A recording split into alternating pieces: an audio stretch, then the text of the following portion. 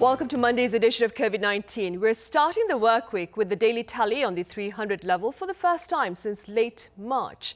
Again, the authorities are linking the fall to the weekend factor.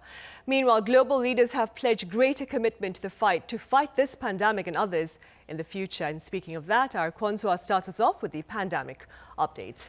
Right, Soa? Right, Sunny. So let's start with the huge plunge in domestic COVID-19 infections here in the nation. As you said, for the first time since late March, or for the first time in 77 days to be exact, we are seeing a figure just below 400. And with that, domestic transmissions have fallen to 360, with close to 40 imported cases. And with that, the average number of domestic transmissions in the past week now has fallen to under 500, and that's happened for the first time in 70 days. So we are seeing a decline in the recent days from the 500s to the 400s and now to the 300s. But we will still have to see at the remaining weeks' figures due to more people starting to get tested for the virus with the beginning of the work week. But we are also seeing an on-week decline here from the 400s to the 300s now. And also when we compare the figure to mid-May, we are seeing quite a significant plunge. And if we take a closer look at the figures this Monday, we're seeing the same number of infections in the capital Seoul and Gyeonggi-do province, that is combining the imported cases and the domestic transmissions. And then we've got single digits and double digits in other parts of the country in all districts except for the city of Ulsan, which reported 0 cases this Monday. And in total, Korea now has 148,273 infections and 1,988 fatalities, while a little over 7,200 people remain in quarantine or under treatment. And speaking of treatment, Korean pharma giant Celltrion's COVID-19 antibody treatment Reconora received top-line results in a global phase 3 clinical trial, bringing it one step closer of being formally approved at US and EU drug regulators, meaning the FDA or EMA. Right, so that is good to hear. Also, starting on this Monday, I hear there's been an ease in restrictions. Right, Sunny. So beginning today, the number of middle school students in the capital region that can attend in-person classes has been expanded from 1/3 to 2/3 of student capacity. And also seating caps at sports venues and concert halls in the countries have also been relaxed to 30 or 50%, depending on the level of social distancing measures.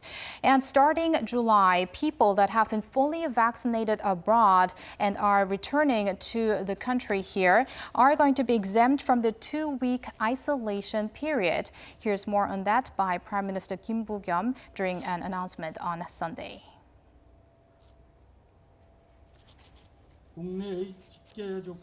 People who enter the country to visit their families or for important business, academic or public functions will be reviewed for an exemption. We hope this will provide relief to Koreans living, studying and doing business abroad who haven't been able to travel to their home country. The government, meanwhile, is confident in inoculating around 14 million people by the end of this month with at least 1 dose. And as of 12 a.m., we are seeing 11.8 million who got that first shot. And also we've got over 3 million who received their second dose of COVID-19 vaccination. And as predicted last week, a pledge was made at the G7 the G7 summit, that is in the UK, which wrapped up on Sunday local time, of donating 1 billion doses of COVID-19 vaccination to poor countries, calling it a step towards inoculating the entire world.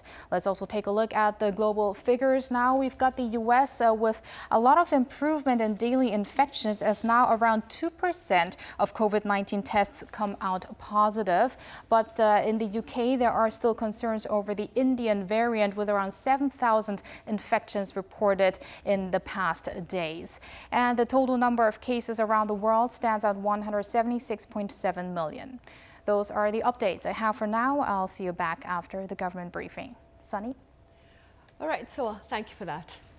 Right, face masks have become the new normal amid the pandemic, and while adults have more or less adapted to the trend, there are concerns about its impact on children. We explain in this report. Hwang Ji-hee is a mother of 3 children, with her youngest being a 3-year-old son.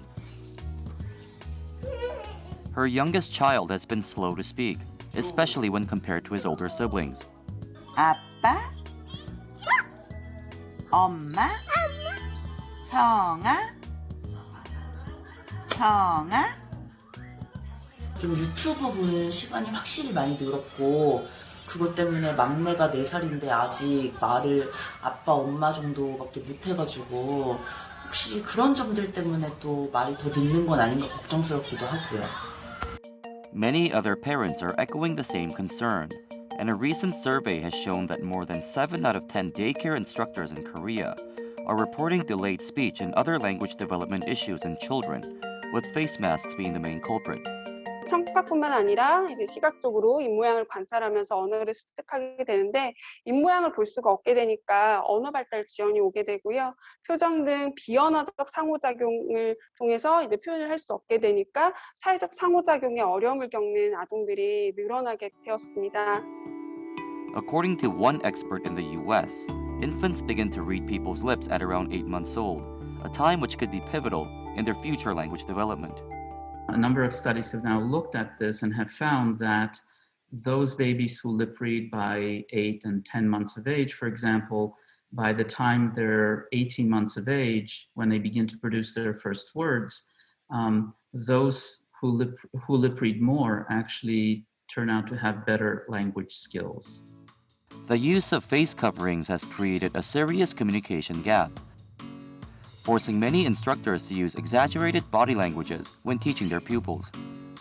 눈썹을 굉장히 많이 활용을 많이 해요. 만약에 친구의 감정을 읽어줄 때 슬픈 친구가 있으면은 눈썹을 표정을 막 되게 엄청 슬픈 표정을 더 과하게 한다거나 아니면은 이제 막 되게 인상도 찡그리면서 이제 나는 이렇다 이렇게 표현을 더 과하게 표현을 해주고 있어요. The pandemic has also led to stunted physical development due to the lack of outdoor activities, while many children are exhibiting more signs of higher stress, anxiety, and difficulty socializing with their instructors and their peers. 지금 현재는 타그룹 이제 타 소속되어 있는 반이랑은 의사소통이 조금 원활하지가 못해서 이제 만나면은 약간 어색하고 약간 이런 조금 낯도 갈고 이렇게 가리게 되고 이런 경우가 나타나는 것 같아요. Experts recommend that children spend extra time bonding with their family members within the household to address these new challenges. A long-term care strategy is also needed to help children who have already suffered an impact in their normal development curve. 이 아동들의 발달 지연이 3년 이상이 누적된다는 얘기가 되거든요. 혹시 아동은 내후년에 이제 초등학교에 진학을 하게 되는 것이잖아요.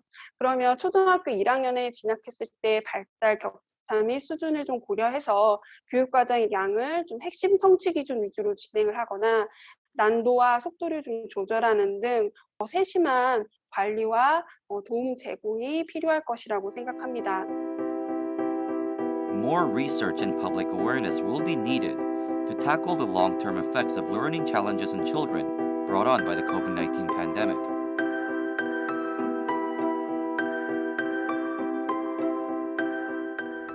We are now poised to join the regular briefing on the COVID-19 situation here in Korea for this Monday. As Swan mentioned earlier, middle schools in the metropolitan region have opened their doors to 2/3 of their student bodies, as opposed to 1/3 ahead of plans to fully resume in-person classes come autumn. Meanwhile, calls for regular ventilation of indoor spaces continue as the summer heat sweeps across the nation.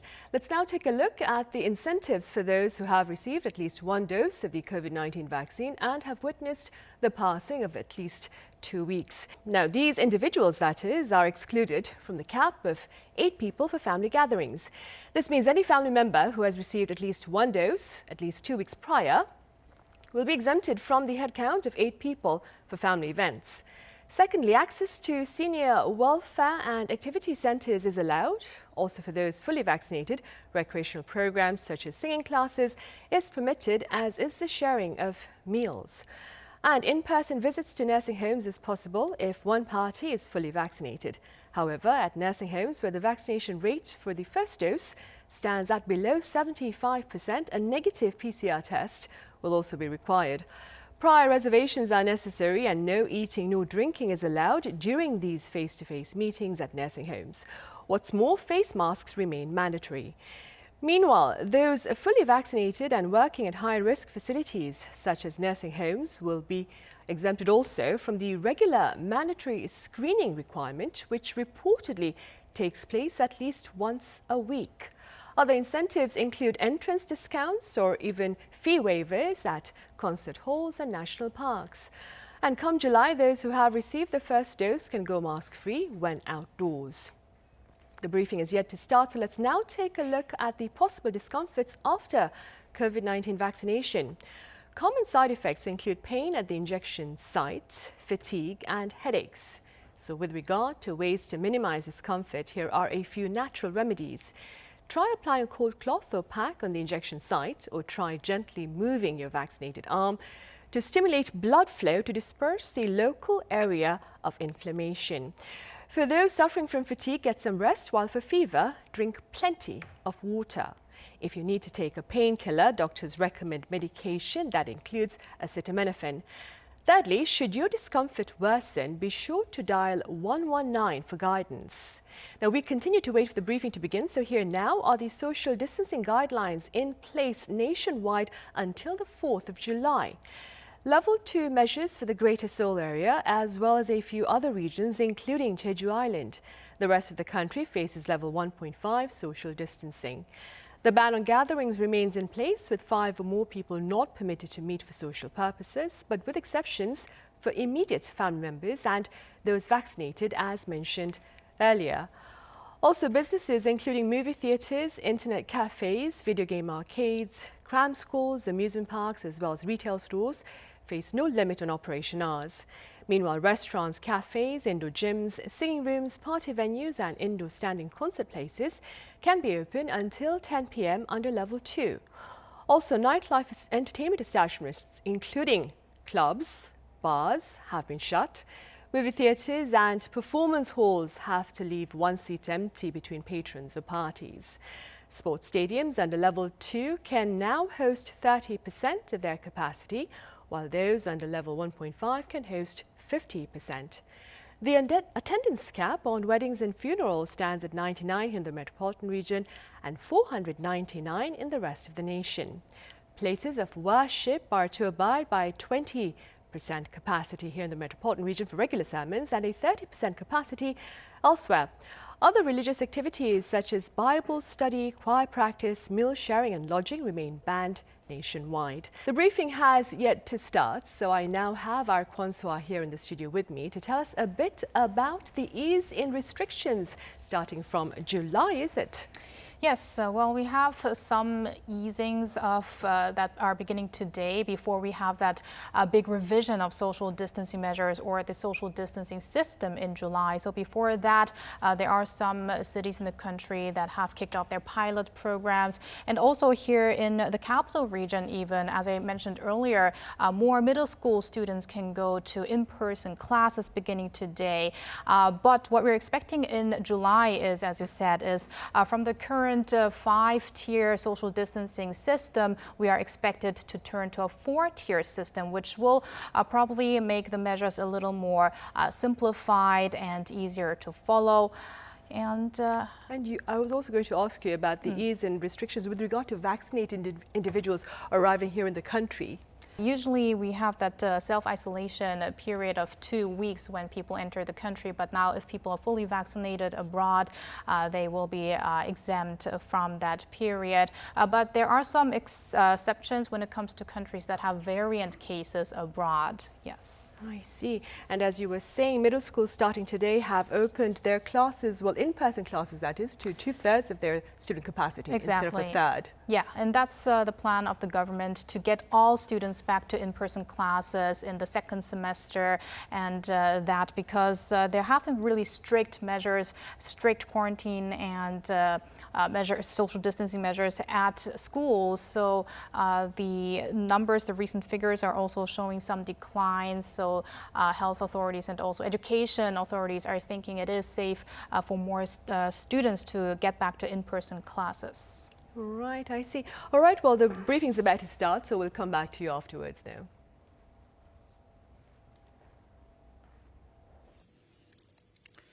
Let us now begin our regular briefing for June 14th, Monday. First of all, on the vaccination front, here are our latest details. As of today midnight, the COVID-19 vaccination state is as follows.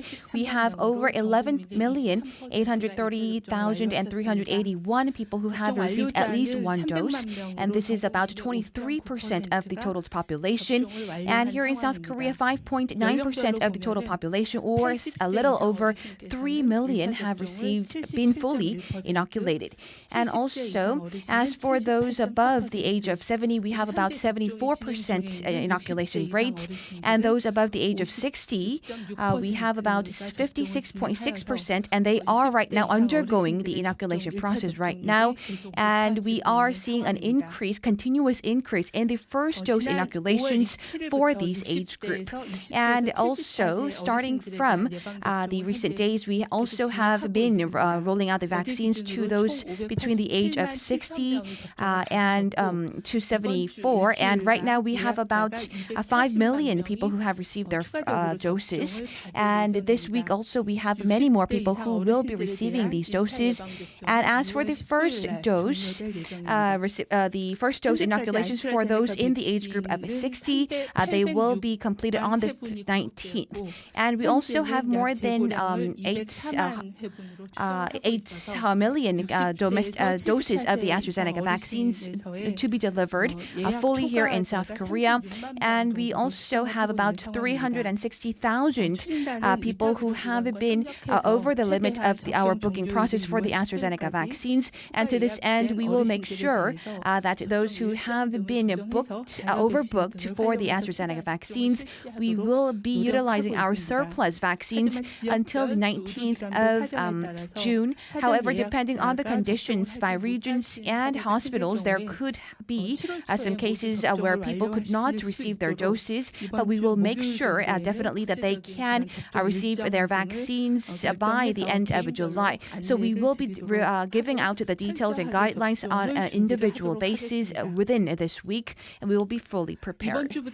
And starting from this week, nationwide at the vaccination centers, we also give up the vaccines to people aged over the age of 75, and about 1.4 million people, 1.4 million people will be receiving the second dose of the Pfizer vaccines. And 3 weeks ago, they have received their first dose. And going forward for the next 2 or 3 weeks, we will be focusing on giving out these second dose vaccines in full-fledged. Moreover, there were also people who have been booked with these vaccines. However, they had some health conditions on the day of vaccine, and we will make sure that they can get the vaccines by the end of June. And we ask you to do so by visiting the local community centers. And as for Moderna vaccines, here are some plans. We also have about 550,000 vaccines that have arrived here in South Korea earlier. And after the approval of these approval by the Ministry of Food and Drug Safety, we will be rolling out the vaccines. And as of now, we plan to provide these vaccines starting from this week to the healthcare providers over the age of 30. And as for those who have the AstraZeneca vaccines, because they cannot receive the AstraZeneca vaccines if they are below the age of 30, we will also make sure that they will also get the vaccines. And these vaccines will be provided for these people who are to provide health care. And especially, we will also make sure that the eligible recipients will be expanded going forward.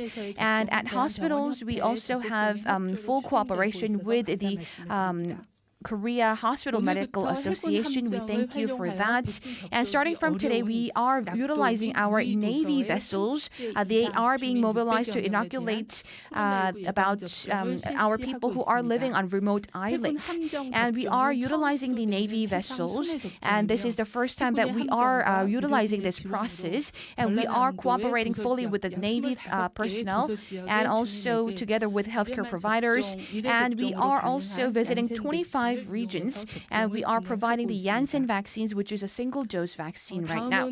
And also, moreover, we have some measures to prevent any errors in vaccination. As of today midnight, we have about 1,400 cases of the vaccinations carried out, and we have about 105 errors that have been made while in this vaccination, and 90 cases were the non-verification of the eligible recipients, and most of them were the rolling out the AstraZeneca vaccines to those below the age of 30, and we also had errors regarding the period of the vaccination, and also 5 cases which were related to the wrong doses of the vaccines. And we see that most of these vaccine errors or mistakes have been due to the negligence by these hospitals.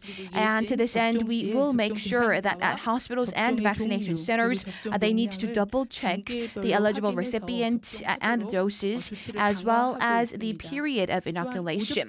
And moreover, if there are errors or mistakes, we are also mandating all of them to be reported directly and immediately to the local health community centers. And if there are also adverse responses, we are carrying out a proactive monitoring of their conditions. And also, if there are other conditions that we cannot continue to carry out these vaccinations at these respective hospitals, we will make sure that they cease such a contract. And going forward, we will also cooperate fully with the medical circles to enable a safe rollout of the vaccines, and we will also have a TF team, a committee to prevent any of the mistakes or possible errors in giving out these vaccines. And if any errors or mistakes do break out, we will also make sure that we have intensified safety response regulations. And moreover, we also have some updates, a weekly analysis of our adverse responses after inoculation. And right now, we have more than 14 million doses that have been given out. And right now, we have 7,000 cases of these adverse responses that have been reported. And the report rate now stands at about 0.33%. And of these cases that have been reported, 94.9% were mild or common symptoms, and about 5.5 cases had severe cases like anaphylaxis or even death. And also, we still have many more women being reporting of these adverse responses, and also these cases of reports are more prevalent in younger age group. And also those aged above the age of 70, we have only about 0.19% reporting rate. And by vaccines, we have about 0.2% for Pfizer vaccines and 0.08% for Janssen vaccines. However, this specifically needs monitoring going forward. And as for the adverse responses, we have deaths that have been reported, and we also have 85 people who have been administered with the AstraZeneca vaccines, and about 150 cases who have received the Pfizer vaccines. And continuing, comparing to the initial times of the vaccine rollout, we are seeing a gradual decline in the number of reports. And starting last week, we also began to give out our Janssen vaccines. And as for 10,000 people who have received the Janssen vaccines, we are sending out text messages to see what kind of adverse responses or what kind of health conditions they experience. And we see that as a result, we see most of these adverse responses were pain in the injected area and fever. So these were some of the reports that we have received. And also, we have about 22.3% who experienced muscle pain or fatigue. And as for the serious or severe symptoms, we had no cases. And please note that this survey was conducted on 10,000 people, and we see that we have 0.08% adverse responses that have been reported officially as for those who have received Janssen vaccines. And as for the compensation committee, we have the screening committee. We have 16 rounds of meetings by the committees, and they looked at 408 8 severe cases and death, and they also looked at about 200 cases of suspected cases of anaphylaxis. And as for the 3 cases of severe cases, we see that there have been correlation, and 63 cases of anaphylaxis have also deemed to have a correlation with the COVID-19 vaccine. And as for the details, we have the details in the press kit, so please refer to that for details. And as for the adverse responses after inoculation, we see that the severe cases are anaphylaxis and also low blood platelets, blood clots. So these two have been reported. And in order to prevent such severe cases, in order to prepare that you do not experience anaphylaxis, you need to stay at the vaccination center for about 15 to 30 minutes and watch your conditions. And if you do experience such severe allergic reactions, you need to take emergency reactions and responses. And even after going home, you need to acutely monitor your conditions for the next 3 hours. And in order to prevent and monitor the symptoms of blood clots, you need to also monitor your conditions for the next 4 days or even up to 4 weeks after inoculation. So if you have any difficulties in breathing or swollenness, you need to report to the doctor. Or after about 3 days or 2 to 3 days of severe headache, if you are experiencing such symptoms, you need to also visit a doctor as soon as possible. And nextly, we also have some weekly analysis of our COVID-19 outbreak. For the past week, our domestic average cases stands at about 524.3 cases, and this is about 9.4% decline on week. And in Seoul and Gyeonggi-do province, in the metropolitan area, we continue to see a continuous outbreak. And in Gyeongnam region and Chungcheong regions, we see the restaurants and office spaces, as well as the entertainment, nightlife entertainment venues, which are seeing the culprits of these cluster infections. And Gangwon, Honam, we are seeing a decline in the cluster infections, and also in Jeju as well. And we have about 22.6 cases on a daily basis when it comes to imported cases, which is a slight increase from the previous week. And with the vaccine being rolled out to elderly, we are seeing a continuous decline in the number of critically ill patients as well as the fatality rate. However, for the past month or so, we are seeing our daily tally hovering around 500, and we are also seeing more cluster infections, continuous cluster infections taking place at our daily venues, and we also see a widespread of our new variants. So we see that these are some risk factors that we face. And as for the sources of infection for the past week, we see that 44% were cases related to previously confirmed cases, whether they be family members or also users of multi-use facilities and friends and so forth.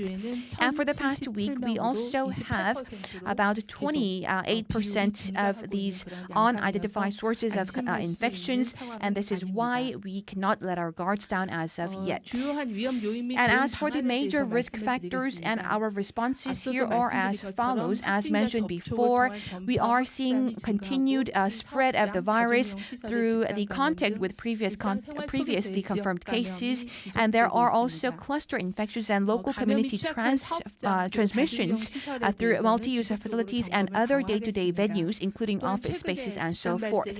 And to this end, we will continue our monitoring for these multi-use facilities like singing rooms as well as nightlife entertainment venues. We will be carrying out our regular PCR preemptive testings and bolster our monitoring as well. And looking at the trends of the latest cluster outbreak, we see that these users visited these places despite showing symptoms, and we are seeing a number of cluster infections like these. And so if you have any suspected symptoms of COVID-19, please do not go to work or go to these multi-use facilities, but get tested as soon as possible.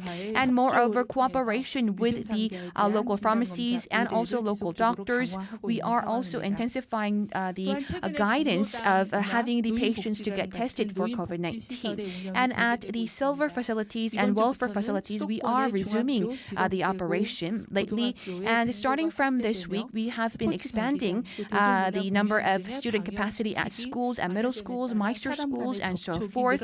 And we believe that we will also have more contact among people with the lifting and easing of attendance caps at sports stadiums. And to this end, we ask you to comply continuously with the COVID-19 restrictions. And until the day we develop herd immunity, please wear your face mask and also get tested if you have any conditions, and also ventilate on a regularly as well. So we ask for your continued participation. And as mentioned earlier, lately we have seen some of the mistakes or errors in the process of rolling out the vaccines. It is important to make sure that we have a safe vaccine rollout. We will be cooperating with the local communities and also the local the doctor community as well. We will also provide necessary responses and guidelines in order to minimize these errors and mistakes going forward. And as mentioned today, we have some people between the age of 60 and 74 who have been overbooked for the COVID-19 vaccines. And within this week, we are also giving out the vaccines as much as possible using the surplus vaccines. But if you have been delayed with the vaccination process, we ask for your consideration and we apologize for the inconvenience. And we will make sure that you get the vaccines by the end of July. And today we have the 25 island regions in the Jeonnam area. We have been rolling out the vaccines utilizing our Navy vessel, and people need to also, we are aiming to eliminate the inconvenience of having to visit the Navy vessels twice. So we are utilizing the Janssen vaccine, the single dose, and we would like to extend our appreciation to the Navy people as well as the Jeonnam province officials for your continued participation and support. Thank you very much. 지금부터 기자님들 질문에 답변 드리는 시간 갖겠습니다. 출입 기자다. Right, that was Chong Young with Monday's afternoon briefing, and I have Suha with me here at the desk with a short summary of what she said, right, Suha? Yes, quick updates on the country's vaccination program. First off, beginning this week, Moderna vaccination is to kick off, which will also include medical workers under the age of 30, and the vaccination program will also focus on the second Pfizer shot for seniors aged 75 and above, and also people working at senior facilities. And beginning today, we've also got people living in remote places that are receiving the Janssen shot. I see. All right, Suha, thank you very much for that. My pleasure.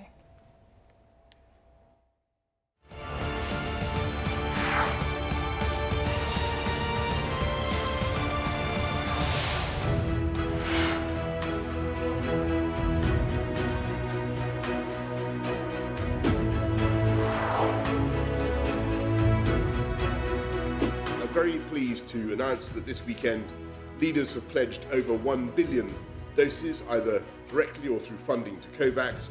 That includes 100 million from the UK to the world's poorest countries.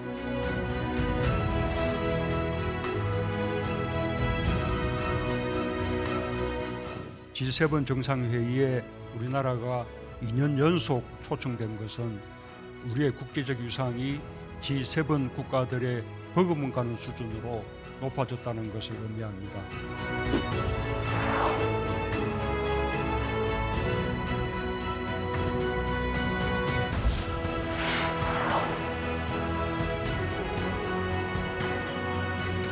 아스트라제네카사도 더욱 원활한 세계적인 공급을 위해 한국의 생산 능력을 발휘해 주기 바랍니다.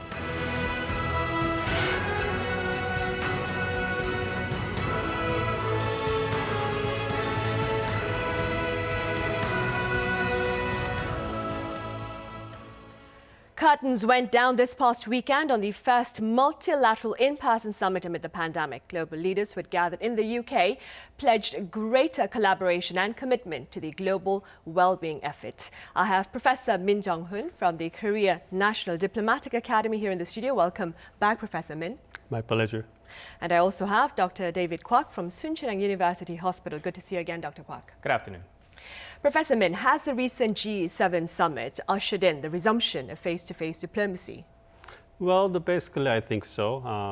I think the main purpose of this G7 summit was to show how the leading countries could work together to finish the pandemic and how they could secure their national interests in the post-COVID-19 world. And as you know, with the COVID-19 vaccinations, the many developed countries, including G7 countries, have got much better the COVID-19 situations in their country, and they are trying to get back to the normalcy. And in this G7 summit, they had face-to-face and no mask meetings. So I think the world leaders sent a signal to the international community that we are almost there in terms of overcoming the pandemic. So I expect that the face-to-face diplomacy will come back, at least among the developed countries in the coming months. Of course, COVID-19 situations in the developed countries are still very serious, so I think it will take some time before we see the face-to-face or the in-person diplomacy all over the world. Right. Dr. Kwak, as Professor Min just mentioned, the meetings among global leaders were held in the absence of face masks and partitions. As a medical professional, how do you respond?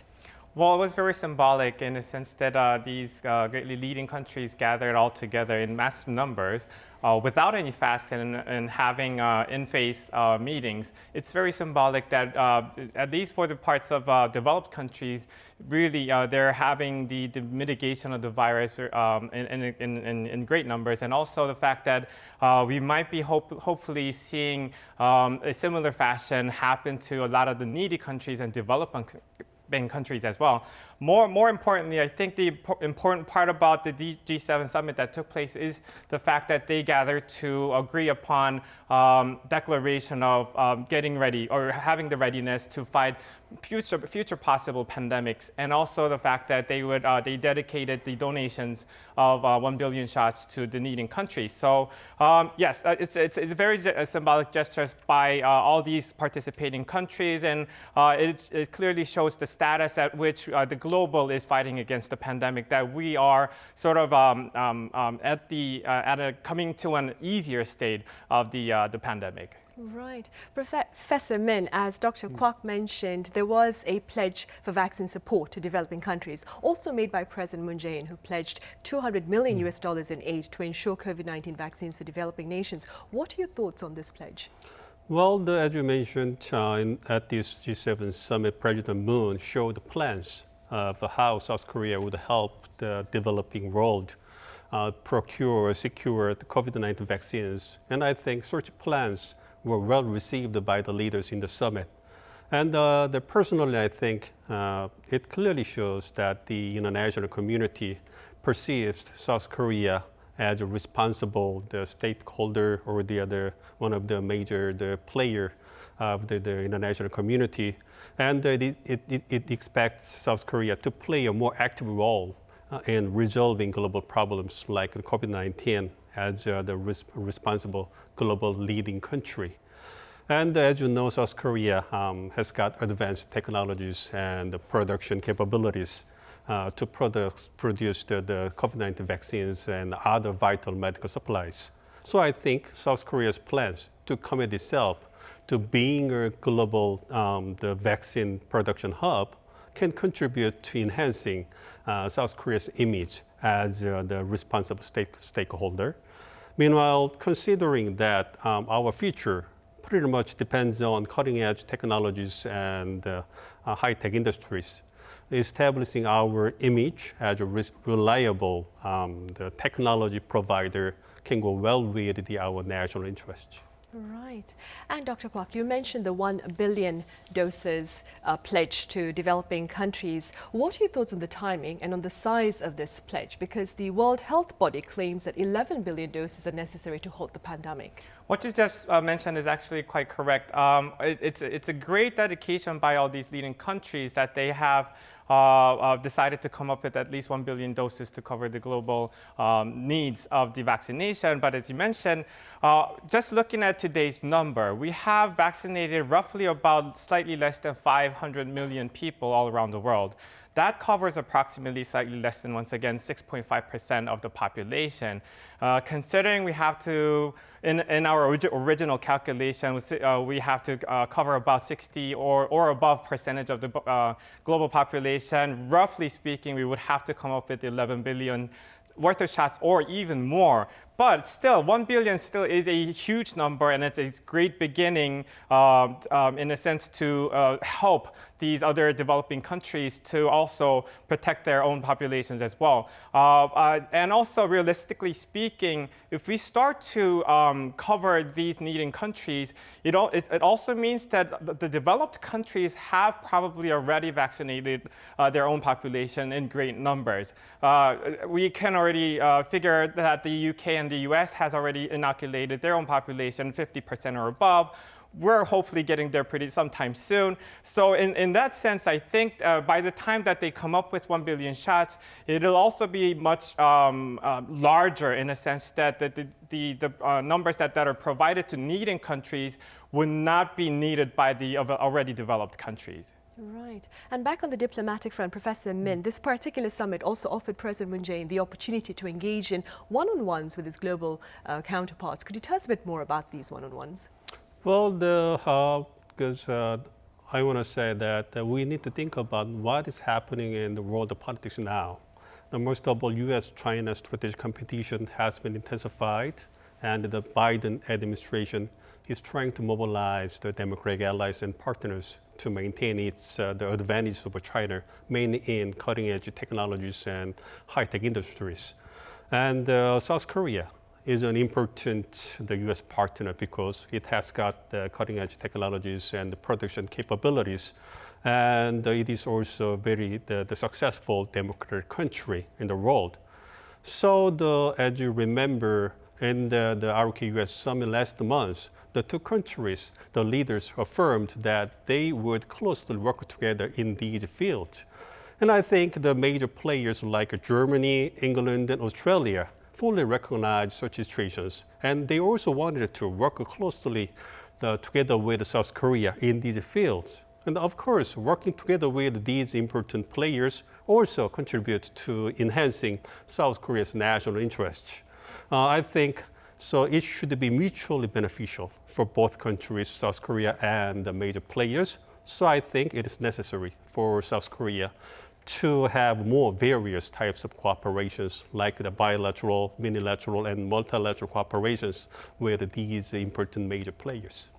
Right, and staying with cooperation, Dr. Kwak, President Moon also met with the head of AstraZeneca, Pascal Soriot, on the sidelines of the G7 summit. What do you believe is the significance of this meeting? Well, so how they communicated is first, I think President Moon thanked the CEO of AstraZeneca for supplying these units so that we could inoculate our own population. And then I think Mr. Soriot of AstraZeneca responded by also thanking President Moon for participating in the COVAX program. I think further developing our ties with companies like AstraZeneca would enable us to produce these vaccines in much higher numbers. Maybe hopefully in the future, from that respect, we could also come up with some of the vaccines of our own to actually provide for the world needy countries as well. So I think the gestures by the CEO and President Moon was great in the sense that they they made the stronger ties in between the company and the country. Right. Professor Min, did the G7 summit provide its participants with the much needed platform to perhaps reassert their leadership role in global matters? Well, basically I think they got still a long way to go before they got the consensus in terms of dealing with the global problems. But they got a pretty good start in terms of reinventing the global coalitions among the Western democracies. But as you know, the Biden administration made it clear that it would abandon President Trump's the America First and restore U.S. global leadership by reinventing its alliance system and multilateralism.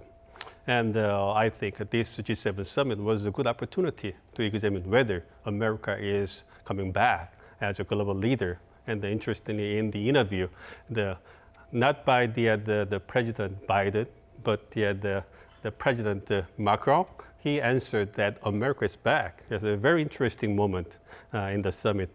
Anyway, I still think that Western democracies have a long way to go before they have a consensus for the major issues like the COVID-19 and the checking the rise of China and the climate change. But at least in this summit, they succeeded to show that they are willing to work together in the coming months under the U.S. leadership. And the U.S. is getting out of the COVID-19 situation, and its economy is getting better. I think it will be able to more focus on tracking the rise of China and restoring its global leadership. So, unfortunately, I think the strategic competition between U.S. or the Western democracies and China will be intensified in the coming months. I see. All right, Professor Min, as always, thank you very much for your insights. And Dr. Kwok, thank you for being with us today. Thank you. Thank you. Right, advances on the vaccination front have led to an easing of restrictions in various arenas. So do seek to abide by basic prevention measures to allow this trend to continue. Thank you for watching.